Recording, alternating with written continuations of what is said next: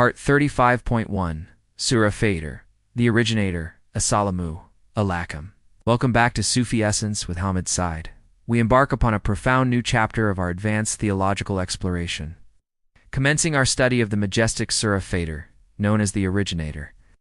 This surah, following the conclusive judgment delivered in Surah Saba, shifts our gaze to the absolute, unassailable foundation of Tawhid, the uncreated nature of the Creator, and the utter dependency of all creation. The very title of the Surah Al-Fāṭir, the Originator, is a profound declaration.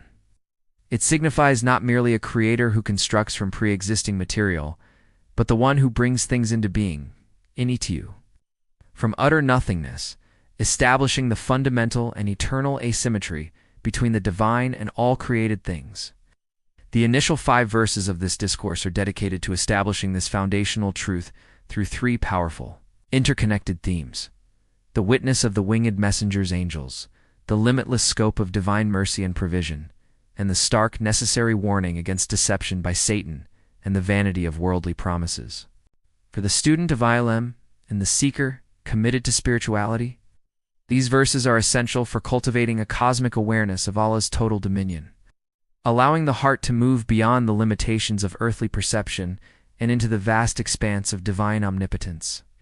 The grandeur of the Originator and his messengers, the surah opens with a magnificent, foundational verse that immediately establishes Allah's unique, incomparable role as the Originator and introduces the celestial instruments of his command. Kanzal, Iman, Quran, Surah Fatir, the Originator, Chapter 35. Verse 1. All praise is due to Allah, the Originator of the heavens and the earth, who made the angels messengers having wings, 2, 3, and 4. He increases in creation what he wills. Indeed, Allah is able to do everything. The opening phrase, all praise is due to Allah, alhamdulillah, is not a mere statement of thanks, but an absolute declaration that all forms of perfection, majesty, and glory inherently and exclusively belong to Allah. The cause for this exclusive praise is immediately identified. The Originator of the heavens and the earth. The term Al-Fāṭir denotes the primary, unparalleled creative act, the inauguration of existence itself. This is a deliberate philosophical strike against polytheism. No idol, no power, no being can claim to have brought the cosmos into being from non-existence. This is the unshared attribute that underpins all of Tawhid. The verse then introduces the angels Malbika as a key part of this cosmic administration, who made the angels messengers having wings. 2, 3, and 4. The angels are not independent deities, but messengers Ruzel, instruments of Allah's perfect will, possessing varying degrees of power, symbolized by their wings 2, 3, and 4, but tradition and the verse itself confirm this number is not a limit.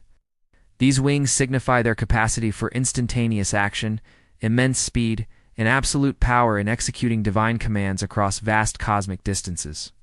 The specific mention of their nature messengers with wings reinforces the reality of the unseen Al-Ghab, and reminds the deniers that the universe is governed by forces infinitely more powerful than their material observations permit. The assertion concludes with a statement of limitless creative potential. He increases in creation what he wills. Indeed, Allah is able to do everything. This profound line affirms that Al-Fāṭir's creativity is not bound by the patterns he has already established. He can introduce new aspects, new powers, and new wonders into existence at any moment. This is the ultimate declaration of omnipotence, Qudra, serving as the foundational pillar for the doctrines of resurrection and final judgment, concepts the unbelievers continuously rejected. The one who originated the cosmos is perfectly capable of modifying, expanding, and ultimately restoring it entirely. The boundless mercy and provision of Allah having established the Originator's power, the discourse immediately pivots to his most beautiful and comforting attribute, the boundless nature of his mercy and the irreversible reality of his provision. Kanzalaman Quran, Surah Fatir, the Originator, Chapter 35, Verse 2. Whatever of mercy Allah opens to people, there is none to withhold it. And whatever he withholds, there is none to send it forth after him. And he is the Almighty, the All-Wise. This verse is a cornerstone of spiritual dependency and tawakkul, trust in Allah. It delivers a definitive, clear, and absolute statement regarding the control of all beneficial outcomes. The moment Allah opens Yaftak, a door of mercy ragma to people, whether it is material wealth, health, knowledge, or spiritual insight, there is none to withhold it fal mumsikalan. This eliminates all fear that any secondary power, whether an idol, a corrupt ruler, a jealous rival, or even a cosmic force, could possibly obstruct a blessing that Allah has decided to bestow. The mercy of Allah is an unstoppable, pervasive, and self-executing force. Conversely, the verse presents the necessary counterpart, and whatever he withholds, there is none to send it forth after him. Wama, yumsik fell, mersila lar, min badi.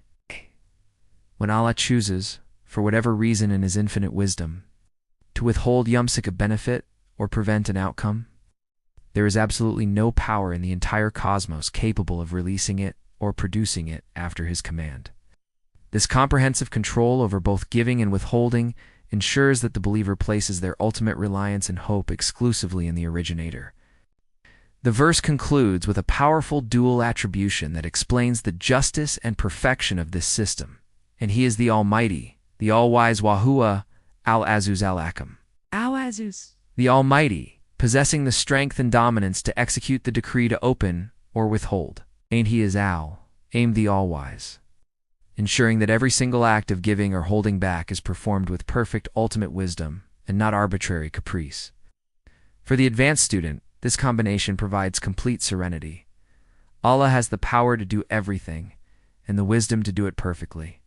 The call to remember the divine favor, the third movement in this initial discourse, is a universal call to humanity, demanding immediate recognition and mindfulness of the fundamental debt owed to the Creator, Kenzel Iman. Quran Surah Fatir, the Originator, chapter 35, verse 3.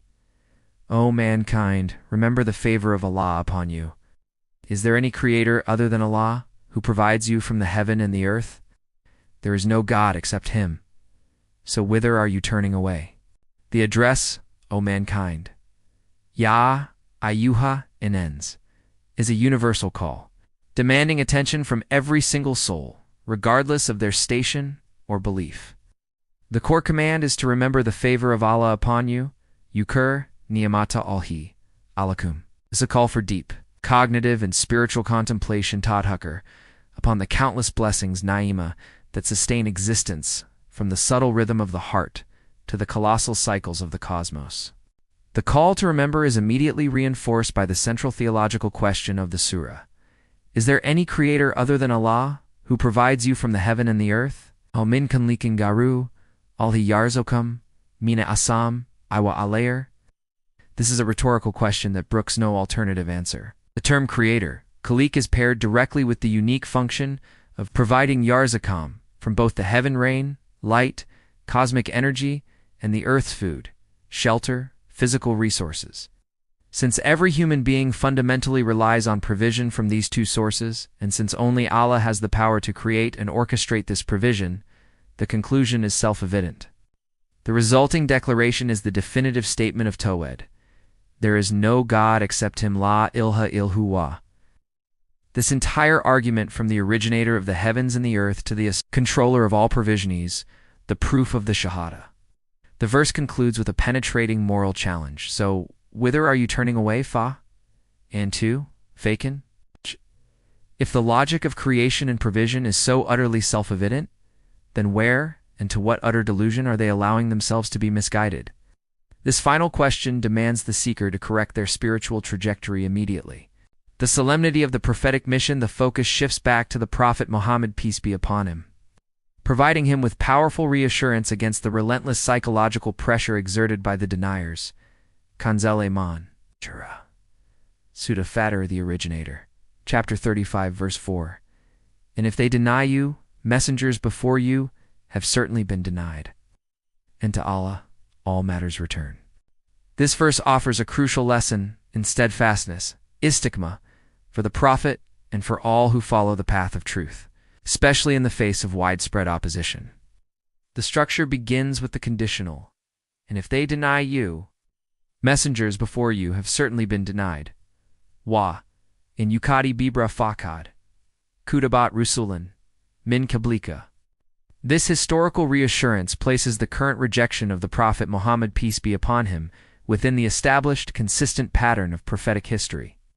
Denial is the default reaction of the arrogant and the short-sighted. It does not in any way invalidate the message or diminish the standing of the messenger.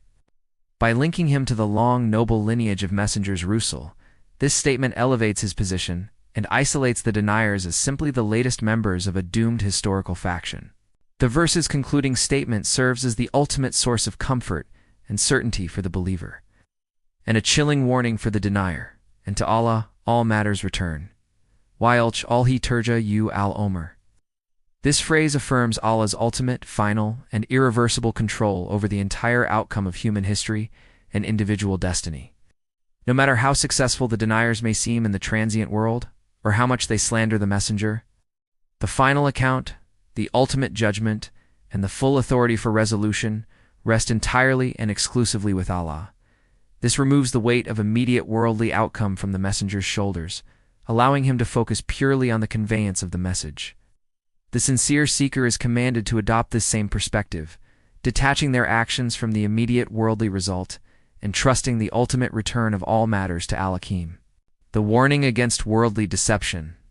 The final verse of this segment returns the focus to the imminent reality of the final hour and issues a severe, direct warning against the gravest forms of deception.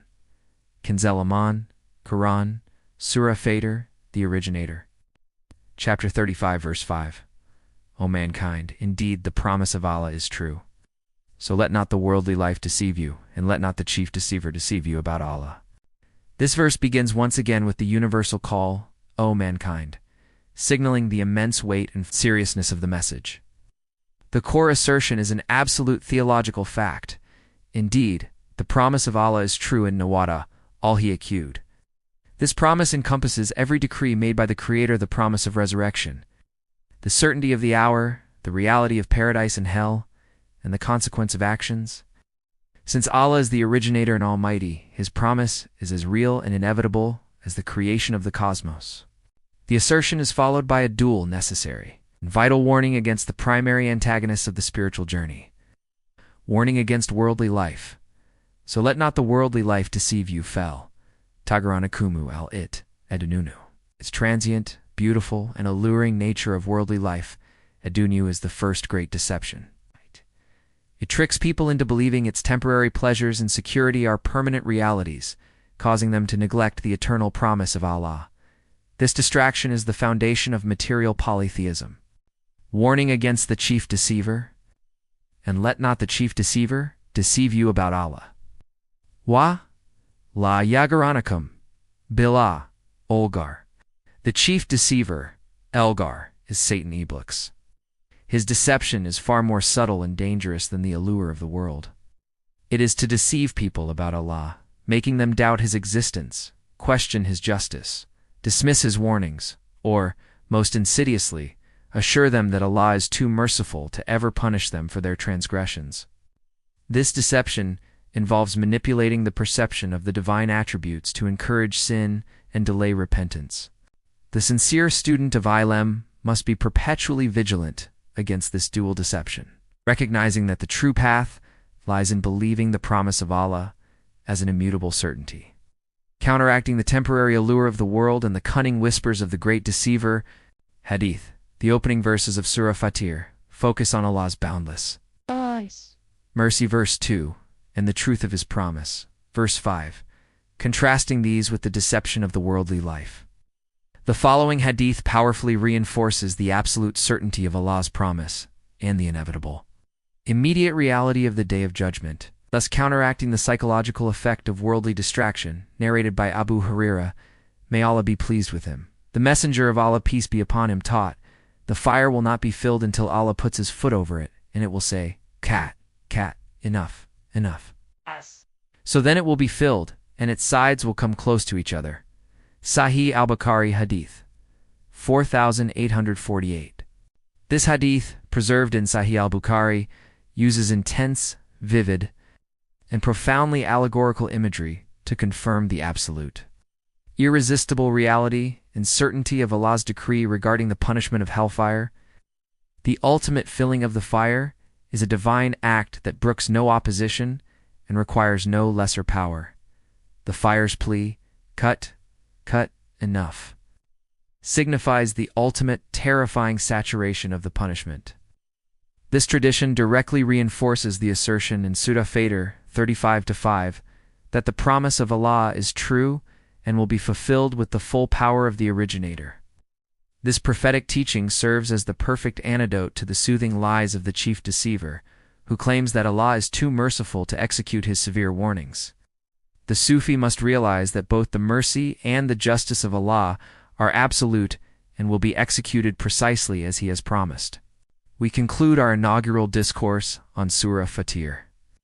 Having established the glorious reality of Al-Fāṭir, the Originator, whose power is limitless and whose control over mercy and provision is absolute, let the sight of the winged messengers remind you of the reality of the unseen, and let the historical consistency of the denial of the messengers grant you profound steadfastness. Above all, anchor your existence in the absolute truth that the promise of Allah is true, resisting the dual deception of the worldly life and the cunning whispers of the chief deceiver. Let us now supplicate, drawing from the profound lessons of these verses, asking Allah to grant us a deeper understanding and to guide our every step. Oh, Al-Fāṭir, the Originator of the heavens and the earth, illuminate our hearts with the undeniable proof of your singular creative power, that we may witness your dominion in every moment of existence. We beg you, O Almighty, All-Wise, to open the doors of your boundless mercy and provision upon us. Protect us from the delusion that any created thing can withhold or bestow what you decree. Grant us the profound wisdom to continuously remember your favor upon us, O Provider, recognizing that all sustenance, both physical and spiritual, descends exclusively from your hands. Strengthen our resolve for steadfastness, istiqamah, O Lord, so that the denial of others does not shake our commitment to the truth, knowing that all matters ultimately return to you for final resolution. Shield us, O True One, from the dual deception, the ephemeral, intoxicating allure of the worldly life, ad-dunya, and the subtle, spiritual cunning of the chief deceiver, Algar. Ensure that your promise of the final hour remains a living, certain reality in our hearts, providing the necessary antidote to procrastination and false hope. Make us amongst those whose belief is sincere and whose actions will bring us benefit when your decree is executed, and grant us refuge from the fire whose sides are brought together. Forgive our shortcomings, O Rahman and Rahim, and guide our efforts in conveying this sacred ilm, that our work may be a pure testament to your magnificent oneness. May Allah illuminate your heart and mind with the light of this divine ilm. May He make your channel a beacon of guidance for all who seek spiritual clarity and truth. May your efforts be a source of immense reward, and may you be granted the highest stations of paradise. May the peace and blessings of Allah always be upon you and your loved ones. May He grant you unwavering steadfastness on the path of truth, and may your work be a testament to His magnificent names, Ar-Rahman and Ar-Rahim. Amin.